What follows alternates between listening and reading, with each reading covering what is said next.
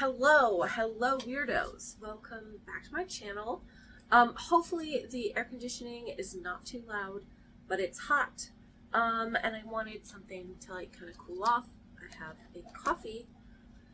Today what we're going to be doing is talking about all of the books that I read in the month of August.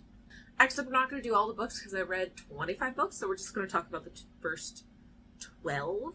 Because, 25 books is a lot of books to talk about, and I'm going to be working on this pattern that I started for a friend of mine, so I'm going to try and keep it, like, in the frame so that you can see, kind of as I'm doing. I don't have that much more to finish, but I want to try and finish it today so that I can do all of the, like, washing and ironing and all of the fun stuff so I can actually finish this piece and give it to my friend. Alright, so like I said, I'm only going to be talking about 12 books that I read in this month. Oh, there goes the I don't know what I'm doing. What a metaphor. So the first book, it is We Should All Be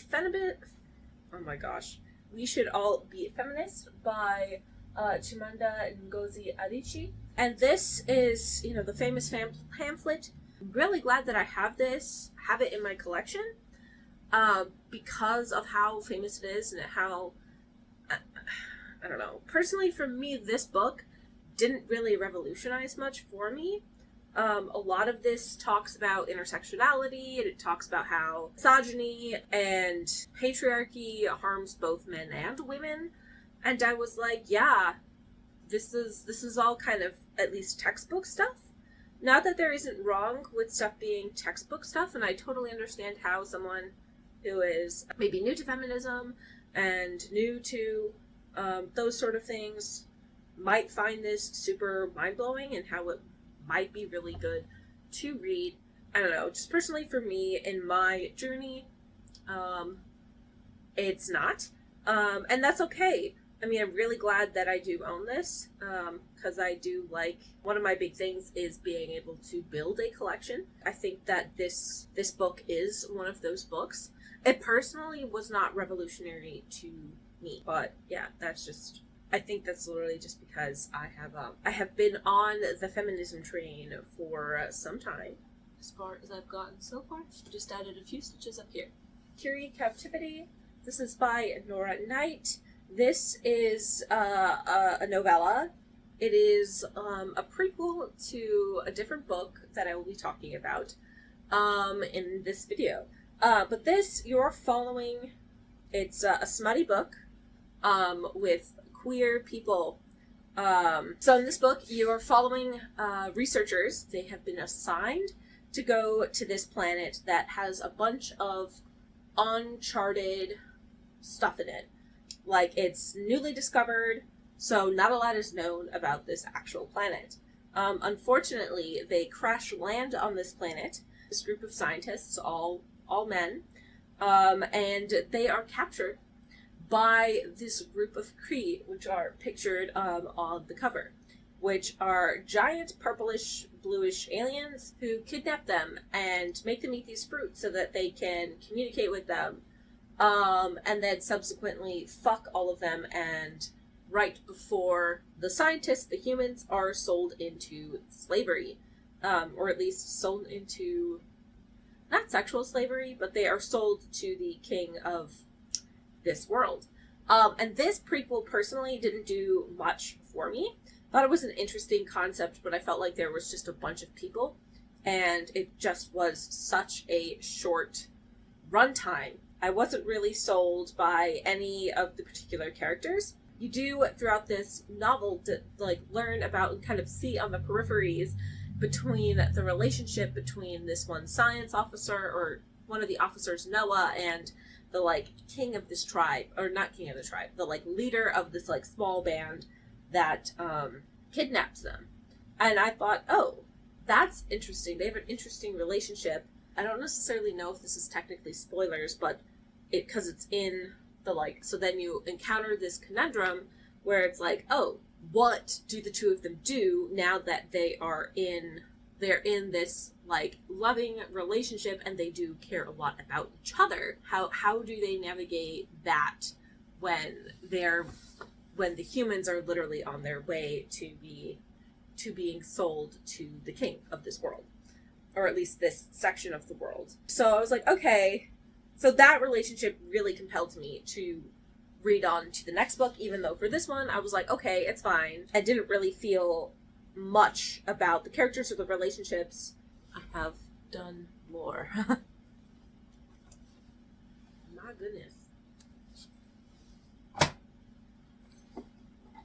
I'm going to need to like move this so it's not here. I'll put it here because it's going to keep falling. Sparrow in the Wind by Gail Carson Levine. That, you know, Gail Carson Levine was one of my favorite like writers as a child. I really enjoyed her work. And I think this one was also interesting. So in this one, you are following Cassandra, who is like one of the princesses of Troy. She can read people's futures, but nobody really believes her, and that is her curse. In mythology, that is her curse. And so she spends the entire book trying to prevent the fall of Troy. And so she's trying to like go out of her way to like warn people about Helen and to like not have the Trojan War happen. And she is constantly foiled. And in that way, I kind of found it frustrating. I wasn't really feeling Cassandra's perspective all too much. And then we got to the Amazon lady, who was the one holding the bow in the main cover, and I do not remember her name. And I liked her perspective a lot better. I thought she was just more of an interesting character and had a more interesting like world to explore. In my head, was I shipping the two of them? Absolutely. I thought that they were totally cute together. They did a lot of stuff for each other. But of course, no homo here. They don't really wind up with each other. There is a relationship between like Cassandra and like the god of the wind, but it doesn't really go super far or super anywhere. This book is meant for middle schoolers, and that really wasn't the focus of the plot. So I wasn't necessarily too upset by that. But I was super wanting Cassandra and the Amazon lady to get together. One of the things I really appreciate about Gail Carson Levine's work is all of the like research that she puts into it. So she talks about it a little bit at the end of the book. It's the resources that she pulled from and how she tried to really put together this world that was like believable in ancient Greek times. Really tries to piece together that sort of thing. And there is a lot of not nice things said about women in this, but that was just like the attitudes of the times. Like when the Amazon lady is talking to Cassandra, and Cassandra talks about how like she is property and all of this stuff, that I think could be a little bit hard for people to hear, but it is historically accurate to the time. So just as kind of like a little bit warning, but I do really appreciate how the amount of research that Gail Carson Levine puts into her books. That being said, this characters felt very young to me. Very, very, very young. More so than they usually do in her work. Like 10 to 12, like preteen. And so that really was very juxtaposed with the things that they were trying to do and the things that they were called upon to do and like be soldiers in some cases. And that's just how they really felt. Didn't really personally feel much for this book. I don't necessarily think it was bad, but I also don't think it was one of Gail Carson Levine's best things ever. I don't really know what to make of that or to tell you what to make of it. It was a little bit disappointing, but the things that Gail Carson Levine does well is also done well in this book. I think it was just personally for me exacerbated by the fact that I was reading two books about things based off of things that Homer had written, and neither of them were really hitting it for me. And so I think that has colored my experience reading this book. Gotten this far and I'm almost out of thread, so I'm gonna have to be switching that out soon. The next book that I finished is A Song of Silver Flame Like Night by Amélie Wen Chao. And this book, I pre-ordered this book impulsively because it said perfect for the readers of The Untamed. Now, I don't know if this is an unpopular opinion. You cannot sell a book to, like, people who love The Untamed and have it not be gay. I'm sorry, you just can't do that. This is not gay. I understand why they were getting at the juxtaposing the two, where you have a lot of the same kind of themes, where you have like what is morality, what is right and what is wrong, and a lot of the thoughts on like groupthink and kind of like betrayals, people who have known each other for a really long time, yada yada yada, people who have really unorthodox ways of cultivation, society's reactions to that. So I understand where the comparison is coming from. However, I stand by my point about you cannot sell something to us as lovers of the untamed that does not have gay shit in it. I'm sorry, those are just the rules. So in this, you are following a young girl, a young woman, but she's kind of like flying under the radar. She has this weird mark on her arm, almost like a tattoo, that she doesn't really understand what it is, but she does know that her mother gave it to her, and her mother was cultivator of this specific technique that she doesn't really know much about, and she would like to know more of. And at the same time, she is growing up during an imperial invasion. The invaders are very much coded as Westerners, as English people, as Europeans. One thing I did like is all of the commentary on that. I thought there was lots of really good commentary on imperialism and colonization, the threats that old ways of life and traditions go through in this book, and having to deal with that. I thought that aspect of the book was done really well. And so you have her, she is trying to find out more about this tattoo, and she stumbles across this young man who's very, who recognizes the tattoo, kind of, like, recognizes the, like, type of magic that it is. He brings her to go to his mountaintop and learn from his master. And this is where you get a lot of, like, the, not allegories, but lots more of, like, the talk of, like, the colonialism, because cultivation is seen as not great or unworldly / ungodly by the colonizers, and so they have done a lot to basically exterminate it and eradicate it. I think I was just a little bit frustrated by the marketing of this book. Otherwise, I think that if you're looking for a cultivation novel that has a lot of those same themes, this will be really good. I do not know if I will continue on, like, with this series. I think there's supposed to be at least one more book. I'm not really invested. I'm just disappointed. I think that there was a stark lack of queerness to this. I honestly don't remember a lot beyond that. I think if I were to get the second one, I would have to reread this one. This was another disappointing book for me personally. Here we go. Finish That Much More. A Touch of Darkness by Scarlett St. Clair. This is also not queer, but doesn't advertise itself as queer. This is a Hades and Persephone retelling. This does have, like, traditional gods with everyone, but it's set more in, like, a modern sort of setting, because there are, like, gambling houses and, like, cars and publishing agencies. There's, like, social media and stuff. And I thought that this was a very fun romp. Hades and Persephone get together rather quickly, and then they start bumping uglies. They have a lot of sex. I enjoyed this. I thoroughly did. I thought that this was really fun. Really know if I have much else to say. Yeah, it's a very much, for a lot of the time, it's a very much like a will they, won't they a little bit, because they, like, start sleeping together before they, like, decide to start dating, which is fine. It's all kind of starts because Persephone is a reporter, and she does, like, this hit piece on Hades, telling the whole world that Hades is, like, a giant fucking hypocrite, you know, all of this stuff, and that, like, he doesn't do as much to, like, help people, like, as he should. Persephone is also trying to parade and masquerade as a human, and one of the ways that distinguishes gods versus humans is that gods have these horns, and they describe the horns in detail. I don't get what's up with the fucking horns.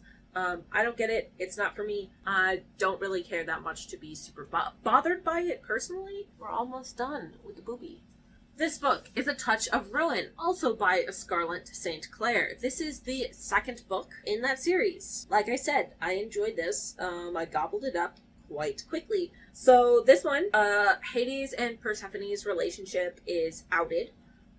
Meaning that people know about it. They were, in the last book, they were keeping it on the down low. Now everyone's like, oh my gosh, Hades is dating this mortal girl, and she gets a lot of, like, backlash from a lot of people, because there's lots of also growing unrest in the world against the gods, because people are, like, kind of in reaction to Persephone's article, being like, why the frick are gods, like, allowed to get away with basically whatever the frick they want? A lot of this talks about, like, gets into, like, heavier topics, like sexual assault and stuff like that, because guess what? Zeus is just as much of a sleazeball as he is in mythology in this. But were we expecting anything different?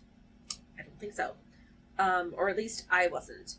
And so that can be difficult to read about, so be careful and take care of yourself. This is kind of like the books in the series that get a lot more serious in tones or start dealing with heavier topics, such as sexual assault, and that is something that Persephone herself has to deal with in this. It's not till the very end, and I don't really want to say anything else because of spoilers, but it can be difficult, and I know people who've had to stop reading this series because of that reason, which is fine. Just want people to be aware of that. Another thing that happens, which was kind of difficult for me, was because for me, I deal with a lot of, like, grief stuff. One of Persephone's best friend dies in this, and Hades doesn't really do anything to prevent the death, and that kind of makes Persephone act rashly and kind of throws a wrench in their whole relationship. Again, I thought this was good.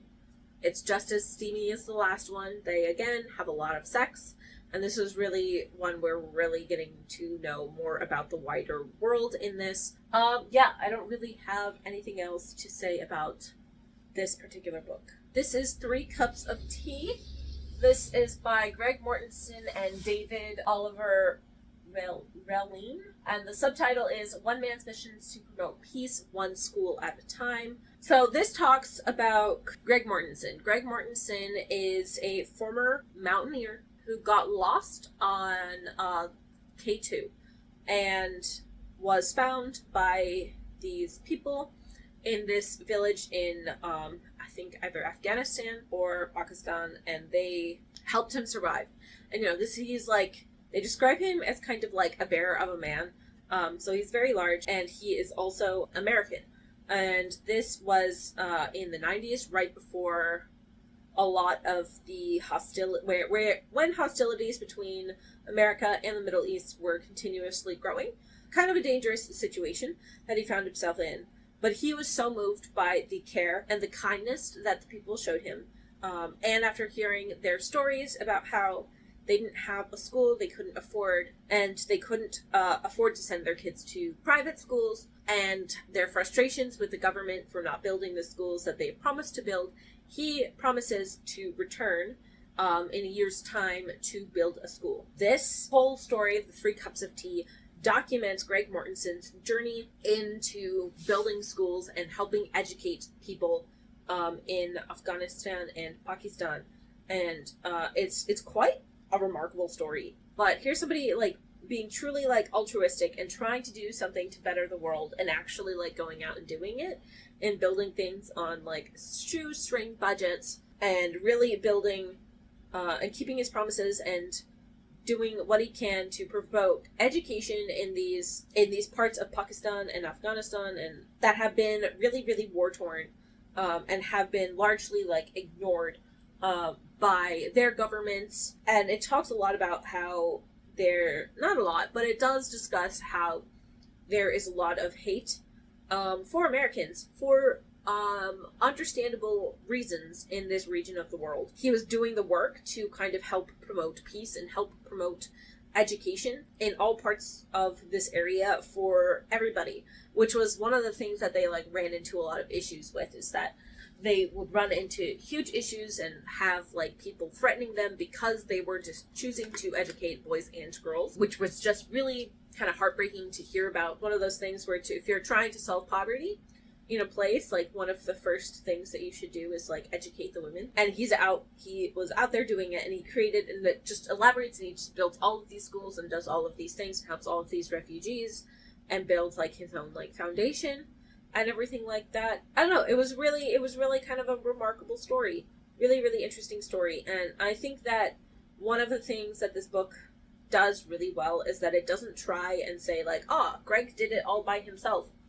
You know, he really talks about all of the people in Pakistan and Afghanistan and all of these people who really helped make this dream a reality. Like, he doesn't go out and like build the stuff himself. He has to like hire workers. He has to hire translators, you know, and he does the work to try and like ingratiate himself in the community in a way that a lot of other like white savior narratives that this could easily fall into don't do, where they, you know, this story could have easily been about a person who hires all of these missionaries or white people to go out into this place, build all of these schools, yada, yada, yada. But it's actually talked about in this book how Greg did not want to do that because it's like, if you get the community more engaged, the school is more likely to be successful, rather than just showing up with a bunch of white people and being like, here is a school. And also, even if you had volunteers, like, you have to hire a bunch of other people to make sure that those volunteers are safe, because this region of the world, especially towards as he continued going on and after 9/11, it just was increasingly unsafe for people to go over there, and people were not willing to go over and to help. And oftentimes the American volunteers would want either to be paid, and Greg just couldn't afford to do that, like financially afford to do everything that would require American people to come over. And Greg has done the work and like literally lived there for years on and off to not make those kind of mistakes. And many of the times he gets captured at one point, and it takes him like 6 days to get released. And there's just a lot of like social complexities there that a lot of Americans are not attuned to. And so yeah, I thought this was very, very interesting. I am making the second slightly more squished boob. That's okay. Is Imagined Communities. This is by Benedict Anderson. This is a book that the Storygraph recommended to me. And this has an interesting idea, and I honestly was kind of bored a lot throughout my reading of this book. So this talks about like nation states and how the idea of nationalism forms, which I was kind of into, but I think I was just very, very, very distracted. It was interesting to kind of see how it changed over time, and how this modern idea of like nationalism and not patriarchy, patriotism, it has really changed, and what it means to be patriotic in different parts of the world. The ideas were interesting, but I was very much bored throughout. And I think that's just because on my mind I had just a bunch of stuff going on when I was reading this August. And I really needed more books that were just kind of fluffy and light, rather than this nonfiction book that is super intense and talking about patriotism and nationalism and all the things that go with that and how that has formed over the years. The next book that I finished is 10,000 Lights. This is Saffron Dusk, and the author is Yesi Ishkan. This is a independently like published like book. There's not a lot of reviews, but I was like, oh, this has an interesting concept.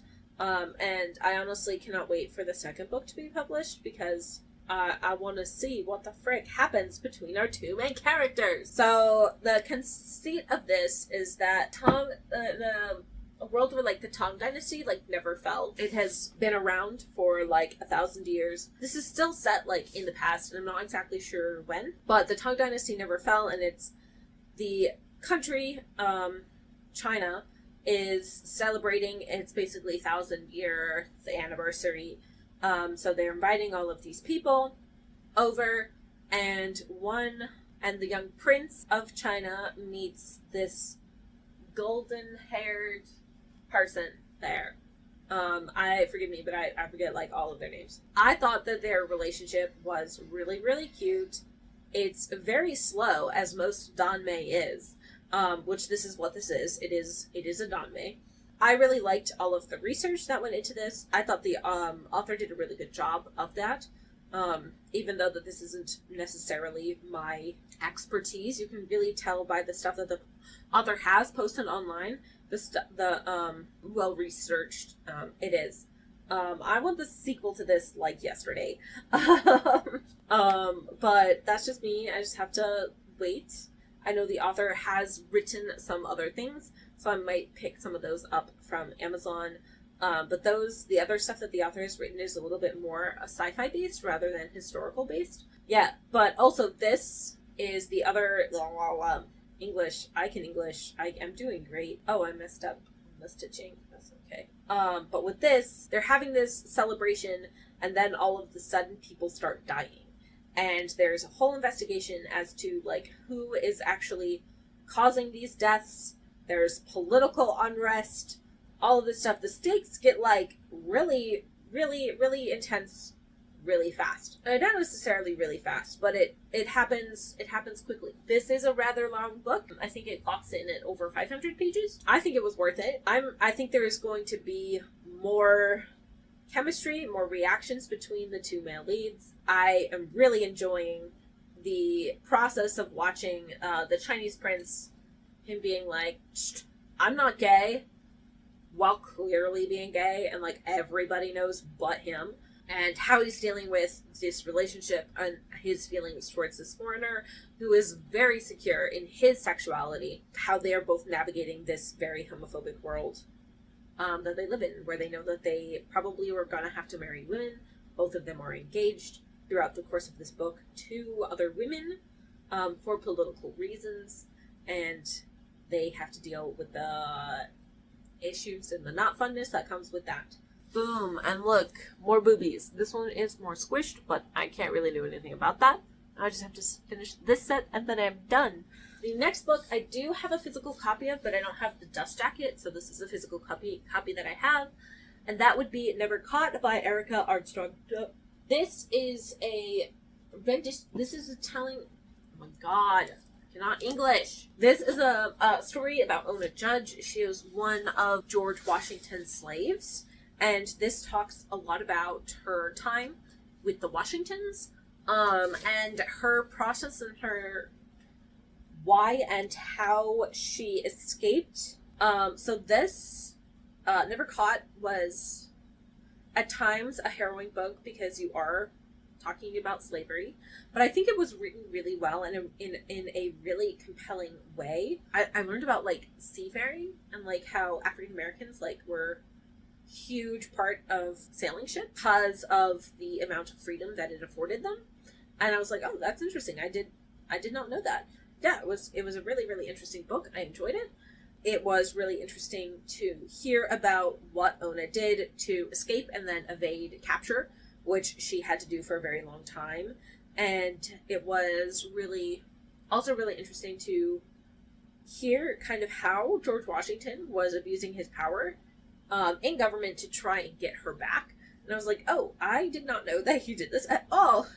Because he was, like, using government funds to, like, track down his personal property.